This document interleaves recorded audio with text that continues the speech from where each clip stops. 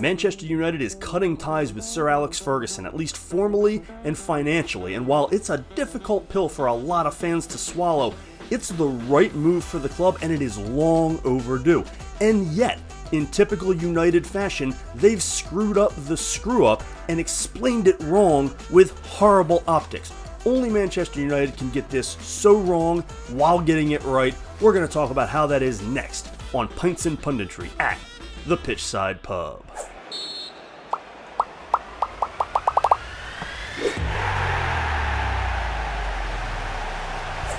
I am prepared for the hate. I know I'm going to be in the minority on this one. I'm okay with it. This is not hating. I think this is actually very logical as to why Sir Alex Ferguson has needed to go away and leave Manchester United alone for a long time. And before you get down in the comments, at least listen to what I'm saying. I understand the emotion that comes with this, but the more you explain the importance and the significance of Sir Alex Ferguson to me as a counter argument, the more you are making my case. Because Manchester United has not been able to get out of the shadow of their living legend who looms large over their club. And that's why this was ultimately the right move, and yet Manchester United still managed to screw it up because they have become the George Costanza of Premier League clubs, and they screw up the screw-up. So we're going to get into all this and unpack it, but before we do, go ahead and hit that subscribe button for me down below.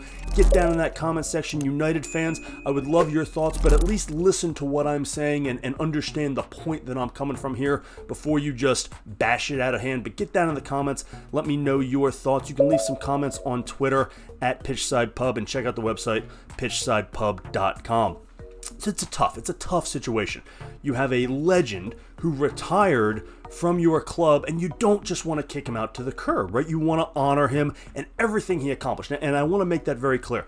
I'm not knocking or downplaying or diminishing anything that Sir Alex Ferguson or Manchester United achieved during that time, during that era. The Premier League is only what it is today because of those accomplishments. And Sir Alex Ferguson was the main driver for that. So I'm not downplaying anything, but that's why they have to move on, because they haven't. We are not yet out of the Fergie era. We're out of the Fergie coaching era, but the guy never left, and he continues to loom large over everything the club does, and they have failed for almost 2 decades by comparison because of the unachievable standards that this man set for the club, and then went up to the press box or went up to the luxury suites and continued to watch from above. And you talk about trying to replace a legend. It's hard enough to replace a legend, let alone when he's actually looking down on you and is a part of the board that is judging your performance. So it was a set up to fail situation at Manchester United, and they have yet to get out of it, which is why this is the right move. Sir Alex Ferguson has needed to leave Manchester United alone for a long time, and I've seen a lot of the feedback from writers and fans and comments like, oh, they've cast off the soul of their club. Well, that is the problem. If the soul of your club is an 80-year-old man who hasn't coached in 2 decades, that's a problem. Your soul is broken.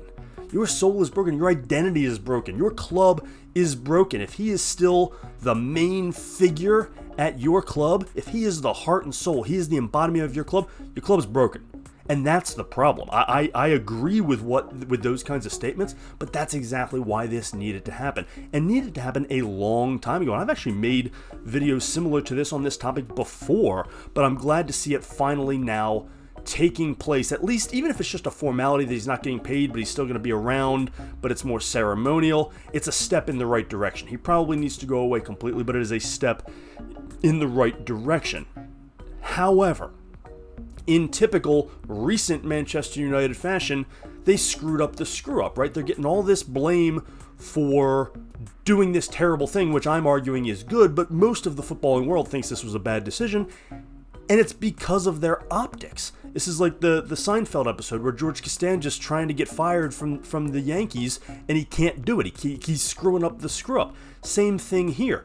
To blame this decision on finances as a cost-cutting move, which is the official explanation coming out of Old Trafford, is just so utterly out of touch and ridiculous, and it's just so easy to argue and make fun of that the optics are just remarkably bad. This is a club who spent hundreds of millions this summer on Laney Yoro and Delict and Joshua Xerxes, and now you're going to save £2 million by cutting off the legend? That just it doesn't add up in people's minds. There's no way they're going to be able to square that in their minds, and they're not wrong about that. This is the same club who, the new ownership came in and they cut like 50 office employees to save money, but then they spend $50 million on Casemiro, who has no legs left. I mean, these optically, these moves are just terrible. $2 million is not make or breaking Old Trafford's balance sheet. It's just not. It's not even close. So to blame it on that, just nobody buys it. Nobody buys what you're selling. You'd be better off just coming out and saying, we love Alex, he will always have a home here, but we need to move on, and we need to start this new era of Manchester United. And no, people won't like that, but at least they'll understand it. That's the argument I'm making. You don't have to like it. You can say, I root for a soulless club who doesn't have these legends, and so I don't understand it. Well, I'll tell you what, we've got one in the manager's box right now, and when Pep Guardiola is done, and I hope that's not for a few more years now, but when that time comes, I hope he goes away. I don't want him there, because his successor will stand no chance.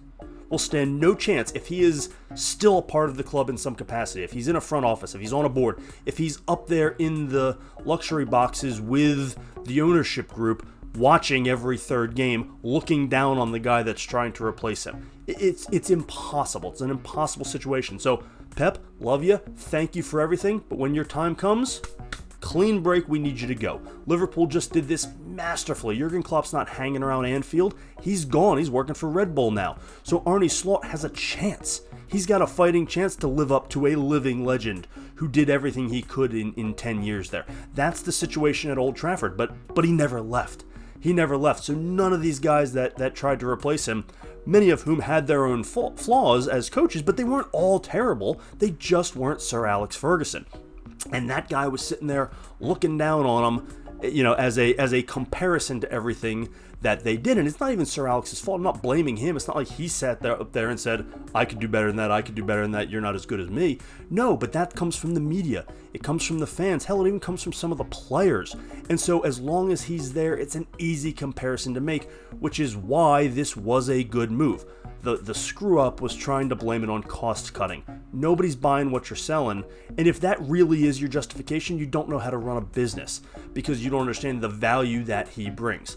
But in terms of him being the most identifiable person, feature of the club, the soul of the club, that's exactly why he has to go, because the club will never live up to the standard that was set decades ago, and they're going to continue to fail trying. And that's why this was not just the right move now, but unfortunately, it was long overdue. I know I'm stepping on a lot of emotional toes here, but think logically. Think logically, and I think you'll understand the influence that Sir Alex Ferguson's looming presence has had over players, coaches, decision makers, and fans, the media, and everything that takes place in and around Old Trafford for decades now. And you'll understand it was time for this sort of move.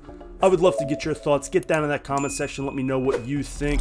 You can also leave comments on Twitter at PitchsidePub. Hit that subscribe button for me down below if you don't already follow the channel, and check out our website, pitchsidepub.com. Thanks as always for joining us here on Pints and Punditry at the Pitchside Pub.